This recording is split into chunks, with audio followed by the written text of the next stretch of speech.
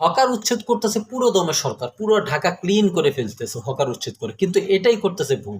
আপনি হকার উচ্ছেদ করেন, এটাতে কোনো বাধা নাই, কোনো কেউ কিছু বলবে না, এটা আমরা হাঁটতে পারতেছি, সুন্দরভাবে চলতে পারতেছি, এতে কোনো কথাই থাকে না, সুন্দর হচ্ছে। কিন্তু এই উচ্ছেদ করাটাই আরেক দিকে বিপদ হয়ে যাবে। আপনি হকার উচ্ছেদ করতেছেন, হকার পুরোপুরি উচ্ছেদ করার দরকার নেই। আগে হকাররা কিভাবে দোকান দিত, এ পাশেও দোকান, এ পাশেও দোকান, মাঝখান দিয়ে অল্প একটু রাস্তা, মানুষজন হাঁটাচলা করতো। না, এটা বাদ দেন। রাস্তা যে যেতটুকু আছে, আপনি দেখেন রাস্তাটা কতটুকু, আর ফুটপাত কতটুকু, আর রোড কতটুকু।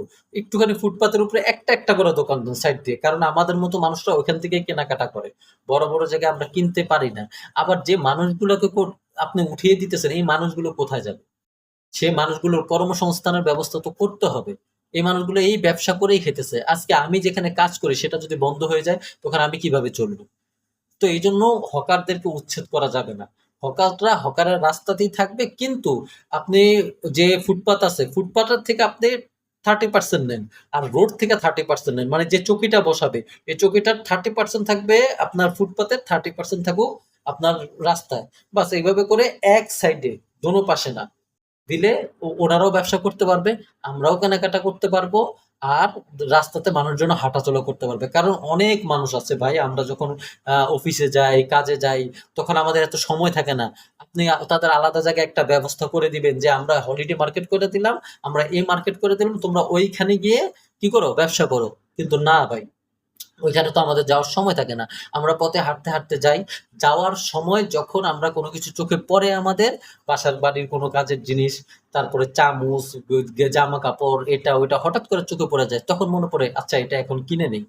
আমাদের বাজেট নাই যে বাজেট অনুযায়ী আমরা একদিন মার্কেটে যাই কিনে নিয়ে আসবো।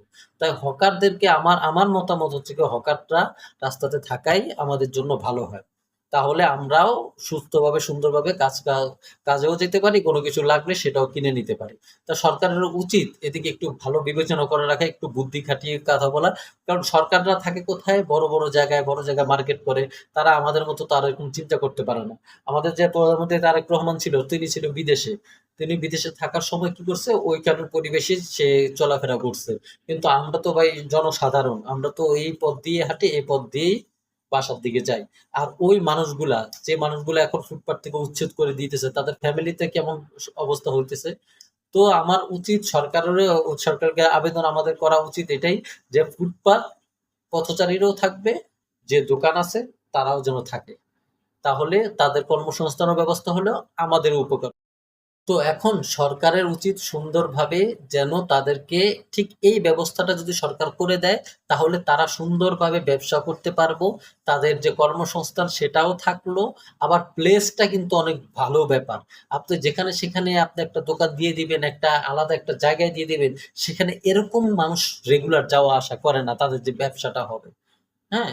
তো সরকারের উচিত বিবেচনা করে তাদেরকে সুন্দরভাবে একটা ব্যবস্থা করে দেওয়া, যেন রাস্তাতে থাকুক। আর মানুষজন, আমরাও কেনাকাটা করতে পারি, তাদের কর্মসংস্থান থাকলো, আমাদেরও সুবিধা হলো। দুজন, আমাদের তো, দেশ তো আমাদেরকে নিয়েই, ঠিক না? তাহলে আমরাও খুশি থাকলাম, তারাও খুশি থাকলো। ধন্যবাদ। আমার চ্যানেলটা অবশ্যই সাবস্ক্রাইব করবেন, সাবস্ক্রাইব করে আমার পাশে থাকবেন, সাপোর্ট করবেন।